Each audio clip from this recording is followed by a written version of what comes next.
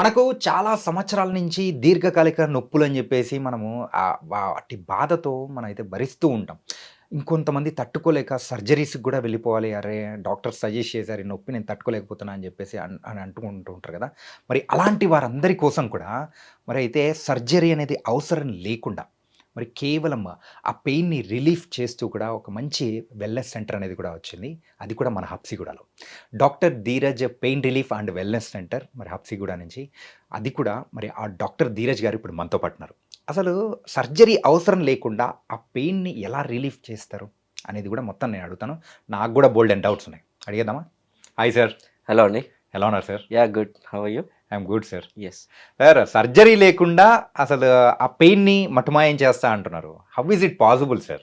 So, first of all అసలు pain ఎందుకొస్తుంది? వాళ్ళు చేసే పని వల్ల లేకపోతే వాళ్ళకేమైనా దెబ్బ తగిలిందా? హ్మ్. ఆర్ స్పాంటేనియస్‌గా స్టార్ట్ అయిందా? Or age related degenerative condition అంటే అరుగుదల వల్ల వచ్చిన పెయిన్. ఇలా మూల కారణం ఒక్కటి మనం ఎగ్జామిన్ ద్వారా ఆర్ వాళ్ళ హిస్టరీ టేకింగ్‌లోనే మనకు అర్థమైపోతుంది. సో, అది సర్జరీ క్యాండిడేటా లేకపోతే కాదా అని. హ్మ్. సో, ఇట్లాగా వాళ్ళకి సివియారిటీ ఆఫ్ పెయిన్ ఎంత ఉంది? నొప్పి తీవ్రత ఎంత ఉంది? సడెన్‌గా స్టార్ట్ అయిందా? ఆర్ ఉన్నట్టుండే ఎక్కువయిందా? సో, ఇలాగ చాలా వేరియస్ థింగ్స్ పరిగణలో తీసుకొని వాళ్ళకి ఆపరేషన్ సరిపోతే ఆపరేషన్ వరకు పంపిస్తాం. ఆపరేషన్ అవసరం లేకుండానే వాళ్ళకి బెనిఫిట్ వస్తుందంటే, మనకి నాన్ సర్జికల్ ట్రీట్మెంట్స్ ద్వారా వాళ్ళకి వేరియస్ మోడాలిటీస్ ఆఫ్ ట్రీట్మెంట్స్ ఉన్నాయి. సో, అది వాళ్ళకి ఏది సరిపోతుందో అది సజెస్ట్ చేయడం జరుగుతుంది. ఓకే.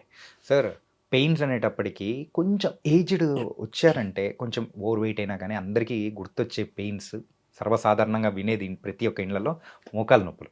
హ్మ్. ఆర్థరైటిస్ అంటారు కదా! యెస్. సో, మరి ఆర్థరైటిస్ పెయిన్స్ అందరిలో ఎక్కువ ఈ మధ్య కాలంలో చూస్తున్నాం. అది మనం తీసుకునే ఫుడ్ వల్లనో, హ్మ్. కానీ వాటి వల్ల బాధపడుతున్న వాళ్ళకి కూడా మన దగ్గర ట్రీట్మెంట్ అనేది ఉందా? యాహ్! డెఫినెట్‌లీ. ఏజ్ రిలేటెడ్ వచ్చేటప్పటికి డీజనరేటివ్ కండిషన్స్ ఉంటాయి. హ్మ్. అంటే వయసు రీత్యా మనకి ఆహ్, జుట్టు ఎలాగా నల్లదనం నుంచి తెల్లగా అవుతుందో, యాహ్! సో, లోపల కార్టిలేజ్ గూడా అరుగుతూనే ఉంటుంది. హ్మ్. అండ్ కార్టిలేజ్‌తో పాటు మనకి వెయిట్ ఎక్కువ ఉండడం వల్ల గానీ, చేసే పనులు ఎక్కువ నుంచోవడము, ఆర్ కింద కూర్చోవడం ఇలాంటి వల్ల వేర్ అండ్ టేర్ అవుతుంది. హ్మ్. సో, సాధారణంగా ఎక్కువ మంచిగా యాక్టివ్‌గా మొబైల్‌గా ఉన్న పర్సన్‌కి మోకాలు నొప్పి వచ్చే ఆస్కారం చాలా తక్కువ. హ్మ్. సపోజ్ విలేజెస్‌లో చూసుకోండి.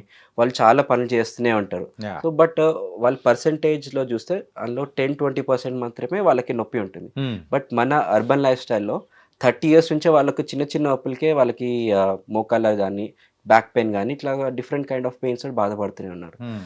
సో, మోకాళ్ళ నొప్పి అనేది ఏజ్ రిలేటెడ్ కూడా చూసుకోవచ్చు. హుహు. యంగ్ అడల్ట్స్ ఉండొచ్చు. ఆర్ వాళ్ళకి అథ్లెటిక్ బాగా చేసిన వాళ్ళకి, ఆర్ ఏజ్ ఎక్కువ ఉన్న వాళ్ళకి. హ్మ్. యంగ్ పీపుల్‌లో వాళ్ళకి ఇన్‌ఫ్లమేటరీ కండిషన్స్ వల్ల రావచ్చు. లైక్ వాళ్ళకి ఆర్థరైటిస్ ఉండొచ్చు. అంటే రుమటాయిడ్ ఆర్థరైటిస్ గానీ, సోరియాసిస్ గానీ. హ్మ్. సో, వీటి వల్ల జాయింట్‌లో ఉన్న కార్టిలేజ్ గానీ, ఆర్ సైనోవియం మెంబ్రేన్ మీద దాడి చేయడం జరుగుతుంది. హ్మ్. సో, దానివల్ల జాయింట్ స్టిఫ్‌నెస్ గానీ, వాపు రావడము, పెయిన్ తోటి బాధపడుతూ ఉంటారు. కొంతమందికి హై ఇంపాక్ట్ యాక్టివిటీస్ బ్యాడ్మింటన్ గానీ, ఆర్ బాగా రన్నింగ్, హై జంప్ చేసిన వాళ్ళకి సెకండరీ ఆర్థరైటిస్ ఉంటాయన్నమాట. హ్మ్. ఆర్ జాయింట్ ఫాస్ట్‌గా అరగడం అవుతుంటా ఉంటాయి. ఓకే. సో, వీళ్ళకి ఒక టైప్ ఆఫ్ ట్రీట్మెంట్ ఉంటుంది. ఇంకొంతమందికి ఏజ్ రిలేటెడ్‌గా degenerative conditions like cartilage damage అవ్వడం, హ్మ్. ఆర్ వాళ్ళకి ఆహ్, బోన్స్‌లో ఆస్టియోపోరోసిస్ అంటాం. అంటే బోన్స్ వీక్‌నెస్, హ్మ్. Fragile bones. వీటి వల్ల కూడా వాళ్ళకి బోన్ పెయిన్స్ బాగా వస్తా ఉంటుంది. సో, వీళ్ళకి ఏ స్టేజ్‌లో ఉన్నారు అనే తెలుసుకోవడం కూడా చాలా ఇంపార్టెంట్. లైక్ వాళ్ళు కొంత దూరం వరకెళ్తే నొప్పొస్తుందా? మెట్లెక్కుతుంటే నొప్పొస్తుందా? హ్మ్. 100 మీటర్స్ వరకు నడుస్తుంటే నొప్పొస్తుందా? ఆర్ కూర్చొని లేస్తుంటేనే ఇబ్బందుంటుందా? వీటన్నిటి ఎగ్జామిన్ చేస్తామనమాట. అంటే వాళ్ళకి కాళ్ళు వంగిందా? వారస్ డిఫార్మిటీ ఉందా? వాల్గస్ డిఫార్మిటీ ఉందా?